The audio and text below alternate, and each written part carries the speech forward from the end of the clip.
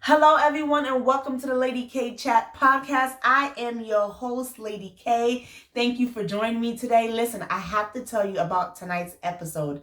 This is for my ladies, especially my entrepreneur ladies. Listen, ladies, I'm here to tell you, treat your marriage as your business, but not like you think. So you got to tune in right now so you can get all the exact steps on what I'm talking about, how to treat your marriage as a business. See you then. The following podcast is a Lady K Enterprises production.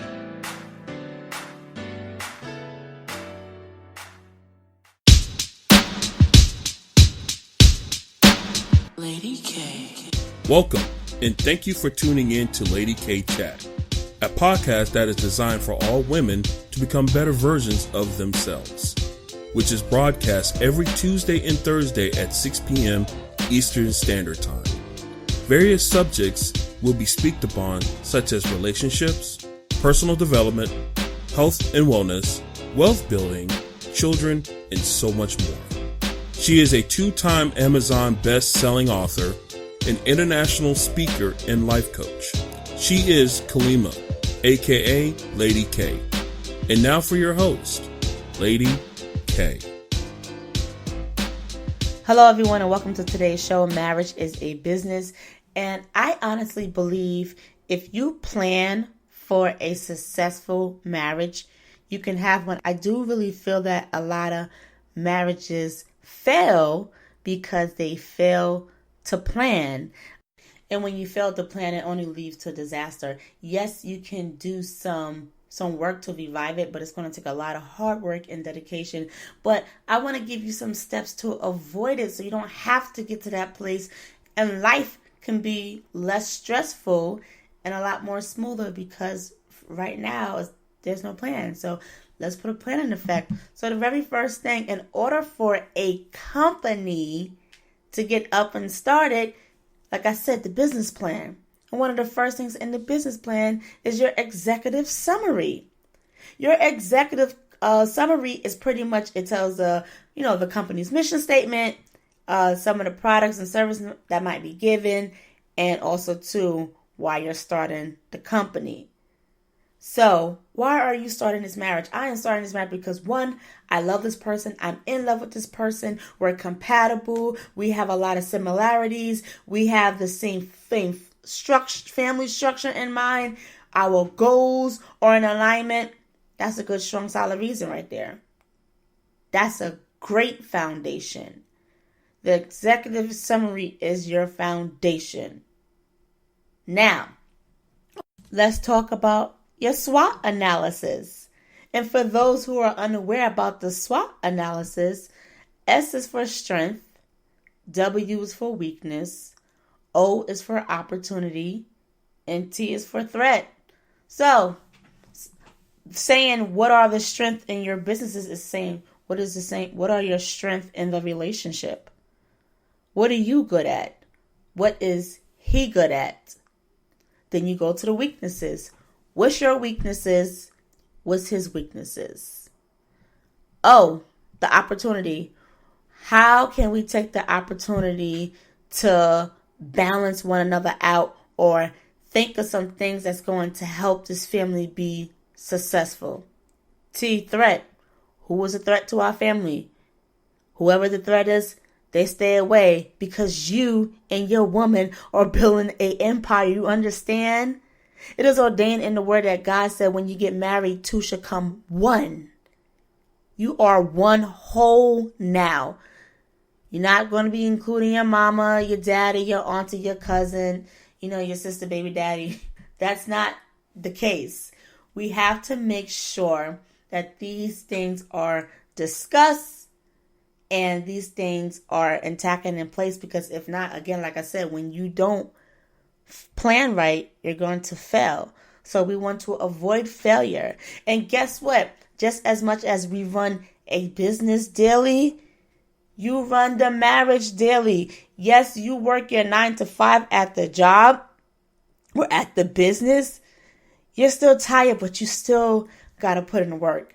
That's what I keep want to say under the SWOT analysis, because sometimes we get a little bit lazy, and that's when things start to shift. Piggybacking off when things shift, right? When things get out of order, when you have detect the problem, it's the same thing in business. When you detect a problem, you have to find a solution to it. So that means we have to be solution oriented in the relationship, because if not, it's just going to be a running cycle. And again, I understand we're all human. We're people. We have our flaws. We have our emotions. We go through our cycles, our ups and downs. However, you got to come to a point and you got to take ownership and responsibility and want to have better and want to do better. So you are going to look at the problems and you're going to do an analysis. You're going to see, okay, what put us here? How can we come out and how can we keep it there? Right? That's what you do. Sometimes when we plan, it don't go exactly, so we just got to retweak it. And you took the time to analyze it and saw what was needed. So with that being said, as you can see, this is how management flows in.